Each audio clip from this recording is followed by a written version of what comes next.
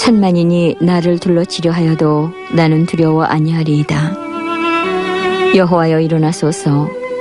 나의 하나님이여 나를 구원하소서. 주께서 나의 모든 원수의 뺨을 치시며 악인의 이를 꺾으셨나이다. 구원은 여호와께 있사오니 주의 복을 주의 백성에게 내리소서. 셀라.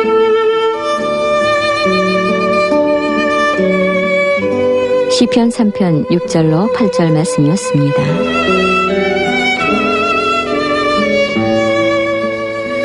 한 가게 주인이 한 문제를 안고 스승을 찾아갔습니다. 맞은편에 큰 연수의 점이 생겨서 이제 자기는 망하게 생겼다는 것입니다. 자기의 가문이 100년 동안 지켜온 이 가게를 잃어버린다면 자기는 다른 기술도 없으니 파멸할 것이라고 푸념을 늘어놓았습니다. 그때 스승이 말했습니다. 그 연세점 주인을 두려워한다면 그를 증오하게 될 것이고 그 증오가 파멸의 원인이 될 걸세. 그럼 어떻게 하면 좋을까요? 매일 아침 가게 밖으로 나가서 자네 가게를 축복하고 돌아서서 그 연세점도 축복하게. 아니 선생님, 경쟁자요 파괴자인 상대를 축복하라고요? 자네가 그에게 축복하는 것은 무엇이든 자네에게 좋게 되돌아올 걸세. 자네가 그에게 퍼붓는 악은 무엇이든 돌아와 자네를 파멸시킬 테고. 6달 후에 그 식료품 가게 주인이 다시 찾아왔습니다. 스승님, 우려했던 대로 가게를 닫아야 했지만 오히려 더 큰 연세점을 맡게 되었어요. 그리고 어느 때보다도 경기가 좋습니다.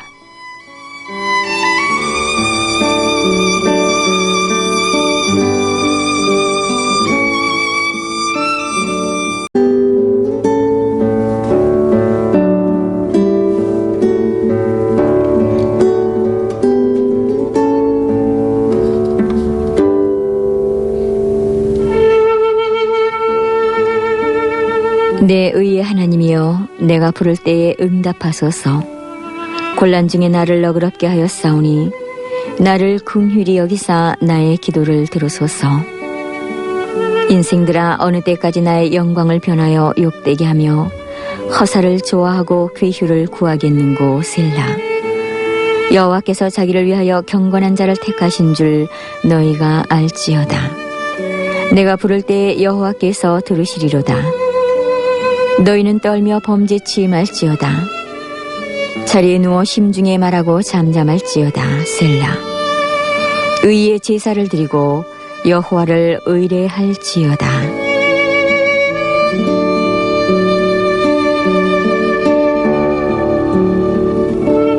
시편 4편 1절로 5절 말씀이었습니다.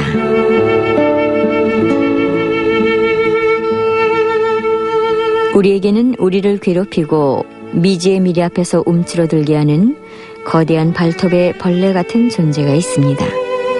그것은 다름 아닌 만약 무엇 한다면 이라는 용어입니다.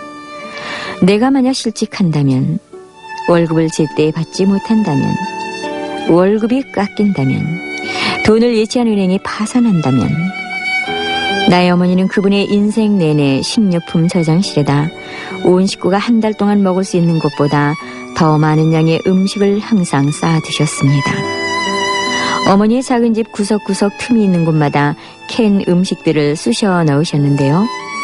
생존의 위협을 호되게 겪으신 이후로 만약 무엇 한다면 이라는 그 용과 계속 싸우신 셈입니다. 우리가 아무리 잘 살더라도 완벽한 안정은 있을 수 없습니다. 하나님을 의뢰하고 맡길 때 비로소 만약의 공포를 떨쳐내고 평안을 누릴 수 있는 것입니다. 여러분, 하나님의 능력에 의지하십시오.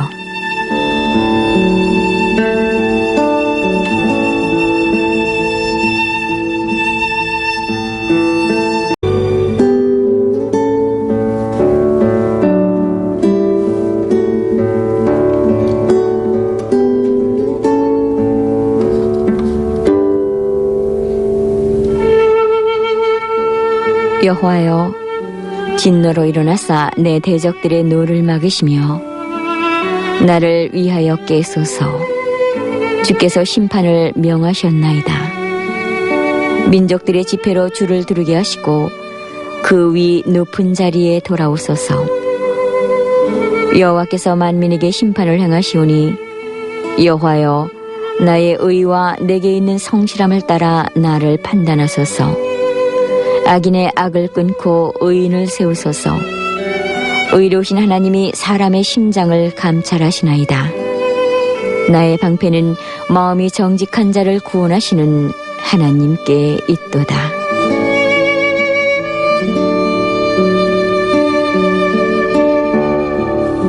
시편 7편 6절로 10절 말씀이었습니다. 진우가 말했습니다. 엄마, 저는 지금은 놀고 싶어요. 교회는 이 다음에 커서 갈게요. 이 말을 듣고 진우 엄마는 생각했습니다. 진우가 잘 알아듣도록 어떻게 설명하면 좋을까?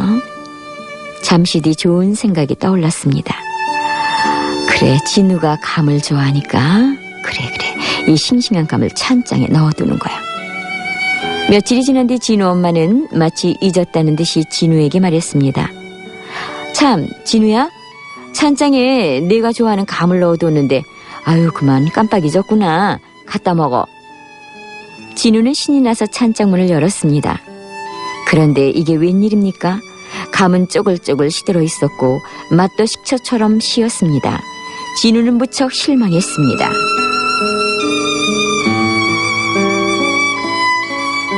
사람들은 가장 좋은 때를 하나님께 드리려 하지 않지요. 그리고 가장 좋은 것도 드리려고 하지 않습니다.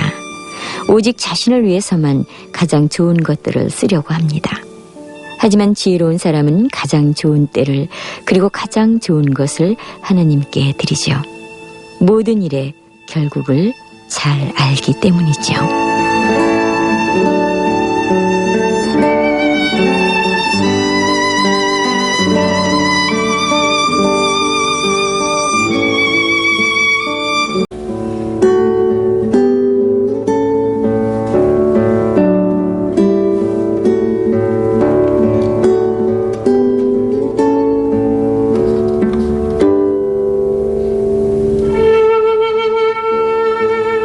하나님은 의로우신 재판장이시며 매일 분노하시는 하나님이시로다. 사람이 회개치 않냐면 저가 그 칼을 가르시며 그 활을 이미 당기어 예비하셨도다. 죽일 기계를 또한 예비하시며 그 만든 살은 화전이로다. 악인이 죄악을 해산하며 자네를 잉태하여 괴후를 낳았도다. 저가 웅덩이를 파만들며 죄가 만든 함정에 빠졌도다. 그 자네는 자기 머리로 돌아오고 그 포악은 자기 정수리에 내리리로다. 내가 여호와의 의를 따라 감사하며 지극히 높으신 여호와의 이름을 찬양하리로다.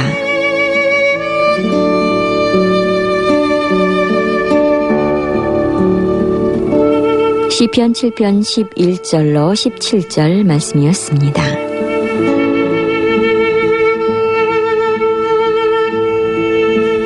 소액 청구 소송 재판소의 재판장 와프너 판사가 한 번은 심히 괴로운 마음으로 판결을 내리면서 이런 말을 했습니다. 내 평생에 이렇게 괴로운 판결을 내려보기는 이번이 처음입니다. 피고인, 당신은 악한 사람이요. 남을 속인 것이 분명한데 교묘하게 법망을 잘 피했어. 악한 사람인 줄 알면서 당신에게 승소 판결을 내려야 하는 나의 심정은 괴롭소. 피고인의 승소를 선고합니다. 미국 연방 대법원장을 지낸 호레이스 그레이 대법관이 어느 날 거리에서 한 사람을 만났는데요. 그는 교묘하게 법망을 피해 무죄 석방을 받아서 거리를 활보하고 있었습니다. 그레이 판사는 그를 붙잡고 이렇게 말했습니다. 당신이 유죄인 것은 나도 알고 당신도 알고 있어. 당신에게 꼭 일러둘 말이 있어. 후일에 당신은 인간보다 현명하시고 뛰어나신 재판장 앞에 설 것이요. 거기서는 세상의 법률이 아니라 공의대로 심판을 받을 것이요. 하나님께서는요, 우리 인간의 행위를 적어놓은 책을 보관하고 계시죠. 이 하나님의 기록에 의해서 인간의 숨은 행동과 언사와 생각은 모두 다 심판을 받게 될 것입니다.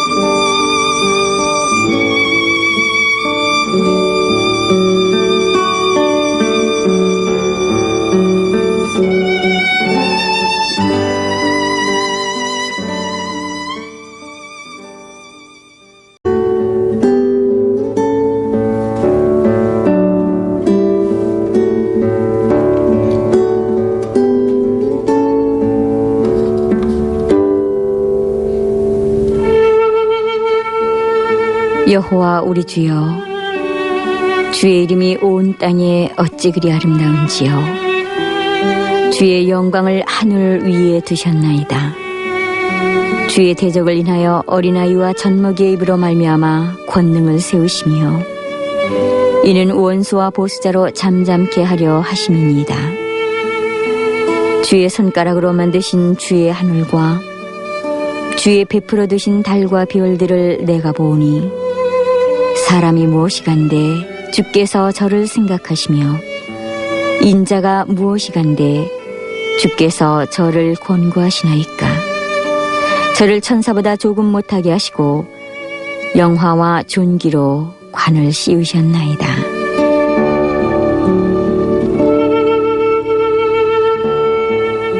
시편 8편 1절로 5절 말씀이었습니다. 어린아이들은 작고 보잘것없는 미물조차 사랑합니다. 낮고 비천한 것을 대할수록 더욱더 큰 동정심을 가집니다.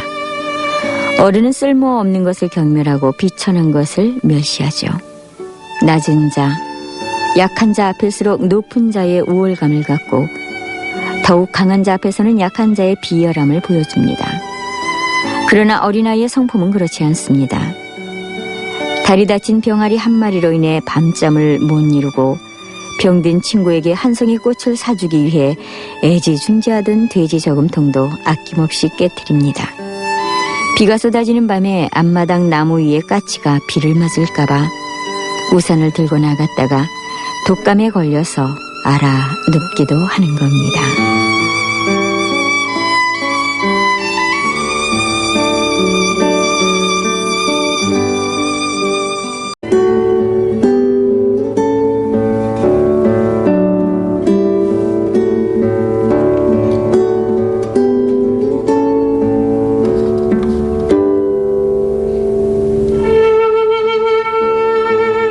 내가 전심으로 여호와께 감사하오며 주의 모든 기이한 일들을 전하리이다. 내가 주를 기뻐하고 즐거워하며 지존하신 주의 이름을 찬송하리니 내 원수들이 물러갈 때에 주 앞에서 넘어져 망함이니이다.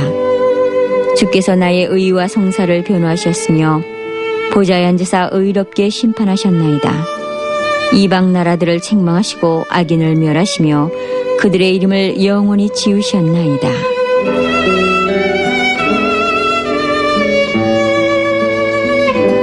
시편 9편 1절로 5절 말씀이었습니다.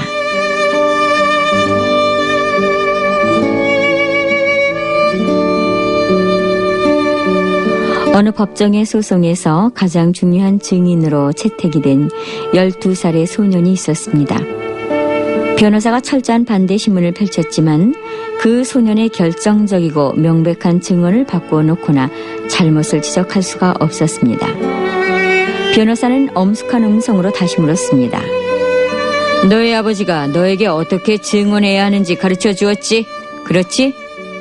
그러자 소년은 예! 하고 대답했습니다. 자신감을 얻은 변호사는 그러면 너의 아버지가 너에게 어떻게 말하라고 했지? 하고 물었습니다. 그때 소년의 입에서 나온 말은 당당하고 명쾌했습니다. 변호사님이 저를 곤란에 빠뜨리려고 이것저것 물어보더라도 다만 사실만을 말한다면 언제나 똑같은 것을 말할 수 있을 거라고 아빠가 말씀하셨어요.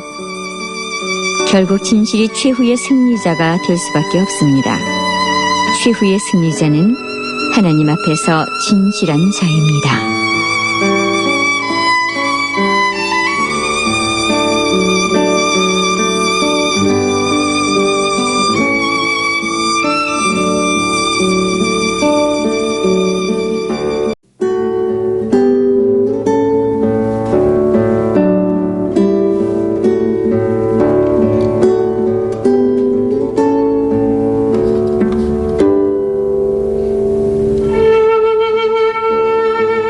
여호와께서 자기를 알게 하사 심판을 행하셨으며 악인은 그 손으로 행한 일에 스스로 얽혔도다. 히가연 셀라. 악인이 음부로 돌아가며 하나님을 잊어버린 모든 열방이 그리하리로다. 궁핍한 자가 항상 잊어버림을 보지 아니하며 가난한 자가 영영이 실망치 아니하리로다. 여호와여 일어나사 인생으로 승리를 얻지 못하게 하시며 열방으로 주의 목전에 심판을 받게 하소서. 여호와여 저희로 두렵게 하시며 열방으로 자기는 인생뿐인 줄 알게 하소서. 셀라.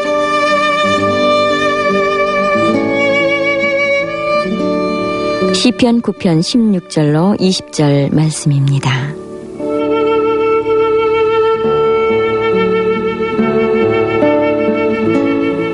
역사 속을 뒤져보면은 육신의 장애를 극복함으로써 더 위대한 업적을 남긴 사람들이 많이 있죠.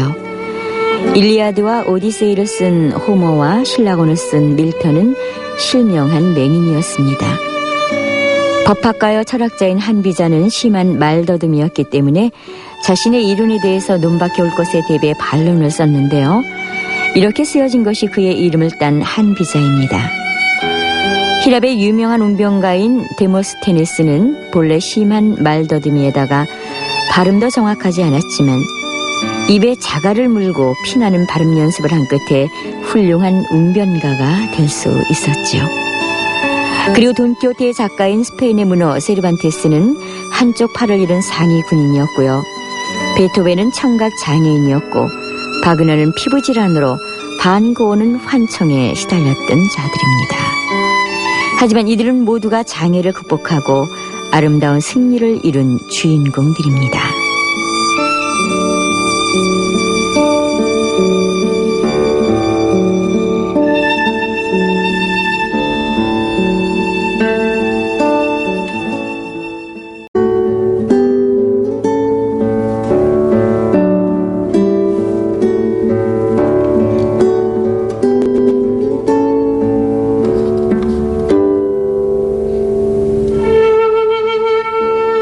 여호와여 어찌하여 멀리 서시며 어찌하여 환난 때에 숨으시나이까.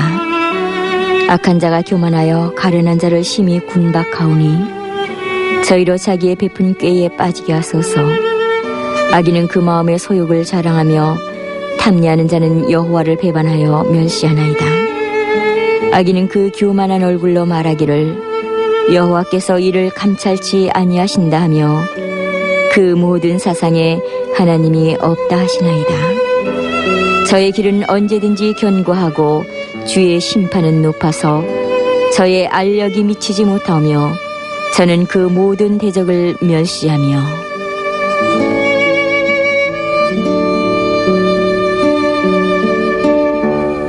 시편 10편 1절로 5절 말씀입니다.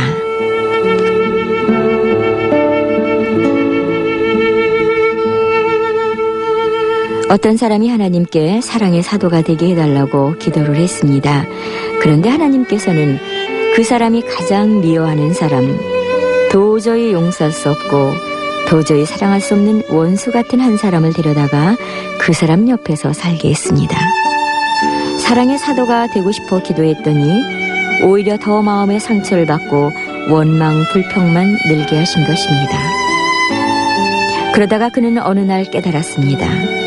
그 원수 같은 사람을 붙여주신 것이 바로 하나님의 기도 응답인 것을. 그 사람을 바라볼 때마다 내가 얼마나 사랑이 없는 사람이었던가, 얼마나 이기적이고 속 좁은 사람인가, 참으로 가슴을 치며 하나님 앞에서 무릎을 꿇지 않을 수가 없었습니다. 그 원수 같은 사람을 바라보면서 그는 조금씩 마음이 풀어지고 미운 마음이 사랑하는 마음으로 그 원수를 사랑할 수 있게 될 때 비로소 사랑의 사도가 되어 있을 것입니다.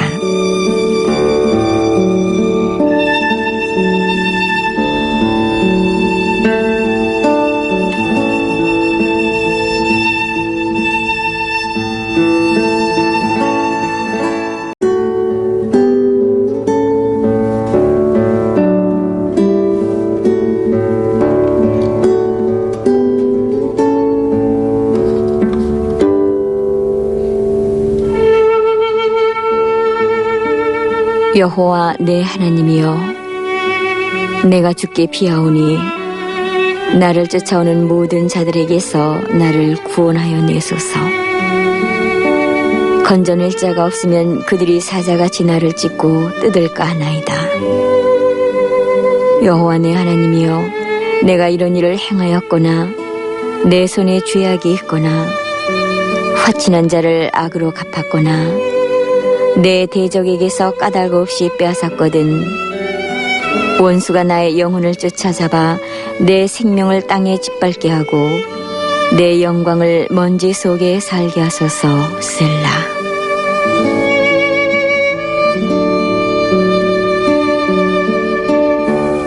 시편 7편 1절로 5절 말씀이었습니다.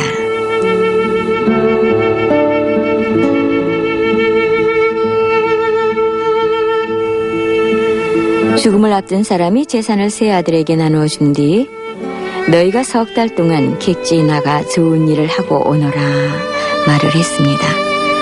석 달 후 첫째 아들은 상인이 맡긴 보석을 하나도 빼돌리지 않고 돌려주었다고 보고했습니다. 둘째는 호수에 빠진 소년을 구해주었다고 보고했습니다. 셋째는 원수진 사람이 벼랑 끝에서 잠든 것을 보고 안전한 곳으로 옮겼다고 말했습니다. 이때 노인은 셋째 아들에게 아끼던 다이아몬드를 주면서 말했습니다. 첫째나 둘째는 당연한 일을 했지만 너는 참으로 힘든 일을 했구나 하고 말이죠.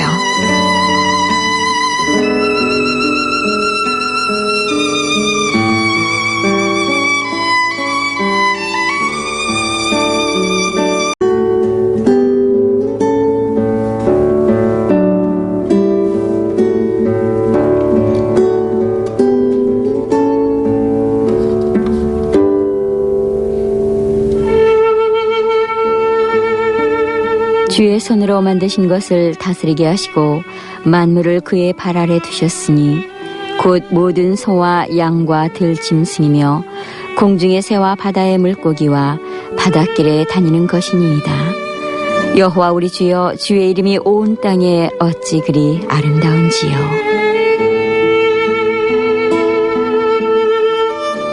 시편 8편 6절로 9절 말씀입니다.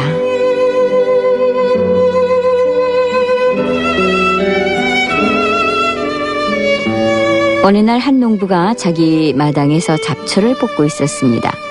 얼굴에서는 굵은 땀방울이 뚝뚝 떨어졌는데요.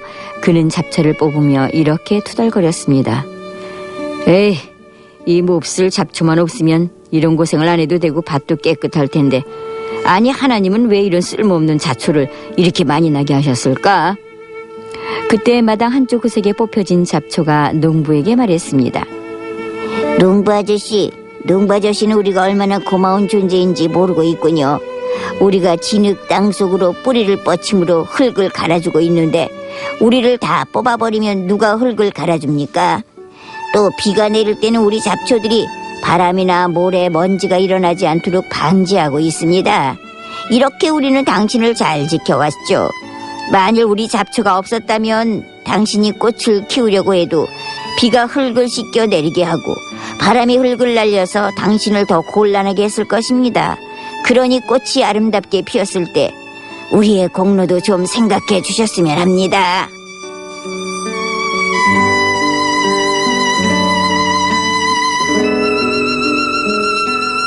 농부는 잡초의 말을 들은 후부터 마당에 있는 잡초를 소홀히 생각하지 않게 되었다고 합니다. 하나님께서 창조하신 자연 만물 중에 필요가 없는 것은 하나도 없지요.